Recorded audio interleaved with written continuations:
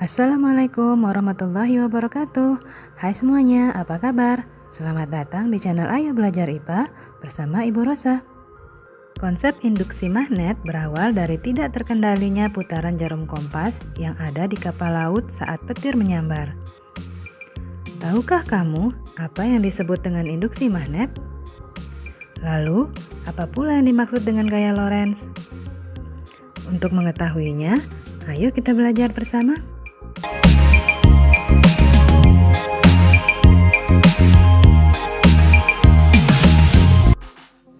Induksi magnet adalah Hans Christian Ørsted, ilmuwan asal Denmark yang pertama kali menyelidiki mengenai induksi magnet.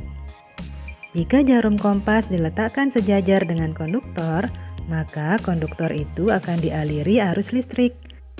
Bila arah arus dibalik, maka penyimpangannya juga berbalik. Berdasarkan percobaan yang dilakukan oleh Hans Christian Ørsted, dapat disimpulkan bahwa induksi magnet adalah kuat medan magnet akibat adanya arus listrik yang mengalir dalam konduktor. Arah medan magnet dan arah arus dapat ditunjukkan dengan menggunakan kaidah tangan kanan. Perhatikan gambar berikut ini. Arus listrik ditunjukkan dengan huruf I dan medan magnet ditunjukkan dengan huruf B. Pada kawat lurus, medan magnet terbentuk melingkari arah arus. Pada kumparan A, medan magnet tampak melingkari kabel. Tetapi pada kumparan B, medan magnetnya seolah-olah membentuk kutub utara dan selatan pada ujung-ujungnya, persis seperti pada magnet batang. Konsep gaya Lorentz. Gaya Lorentz adalah gaya yang ditimbulkan oleh muatan listrik yang bergerak atau oleh arus listrik yang berada dalam suatu medan magnet. Jika ada sebuah penghantar yang dialiri arus listrik dan penghantar tersebut berada dalam medan magnetik, maka akan timbul gaya yang disebut dengan nama gaya magnet atau dikenal juga dengan nama gaya Lorentz. Semakin besar arus listrik, gaya Lorentz yang dihasilkan semakin besar. Semakin besar medan magnet, gaya Lorentz yang dihasilkan juga semakin besar. Begitu pula dengan panjang kawat berarus. Semakin panjang kawat berarus yang ada dalam medan magnet, gaya Lorentz yang dihasilkan juga semakin besar. Untuk arah arus atau I dan arah medan magnet atau B saling tegak lurus. Secara matematis, besarnya gaya Lorentz dituliskan sebagai berikut. F sama dengan B dikali I dikali L.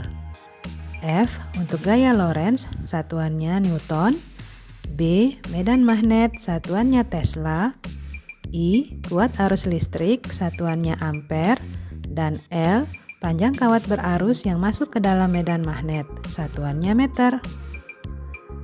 Arah dari gaya Lorentz selalu tegak lurus dengan arah kuat arus listrik atau I dan induksi magnetik yang ada atau B. Tentuan arah gaya Lorentz dapat dilakukan dengan menggunakan kaidah tangan kanan. Contoh soal. Sebuah kawat tembaga sepanjang 10 meter dialiri arus listrik sebesar 5 mA.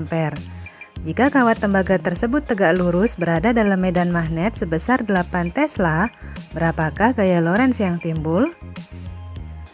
Dari soal tersebut diketahui panjang kawat atau L sama dengan 10 meter. Kuat arus atau I sama dengan 5 mA atau 0,005 ampere. Medan magnet sama dengan 8 Tesla. Untuk menjawabnya, kita gunakan persamaan gaya Lorentz F sama dengan B dikali I dikali L. Selanjutnya, tinggal kita masukkan angka-angkanya. 8 Tesla dikali 0,005 ampere dikali 10 meter sama dengan 0,4 Newton. Jadi gaya Lorentz yang timbul sebesar 0,4 Newton. Penerapan gaya Lorentz pada motor listrik. Apakah kamu pernah melihat motor listrik?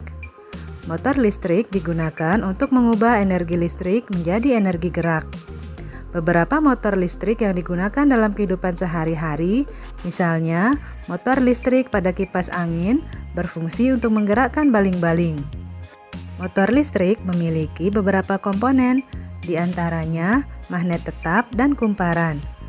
Jika ada arus listrik yang mengalir pada kumparan yang terletak dalam medan magnet, maka kumparan tersebut akan mengalami gaya Lorentz sehingga kumparan akan berputar. Agar kumparannya dapat berputar dengan stabil, maka kumparan dibuat seperti gambar berikut ini yang tiap-tiap ujungnya dibentuk melingkar. Sekian dulu video pembelajaran kita kali ini. Selamat beraktivitas ya, dan jangan lupa untuk tetap mematuhi protokol kesehatan dengan melaksanakan 3M. 1. Mencuci tangan dengan sabun di air yang mengalir. 2. Menggunakan masker. Yang ketiga, menjaga jarak dan menghindari kerumunan. Sampai jumpa lagi. Assalamualaikum warahmatullahi wabarakatuh.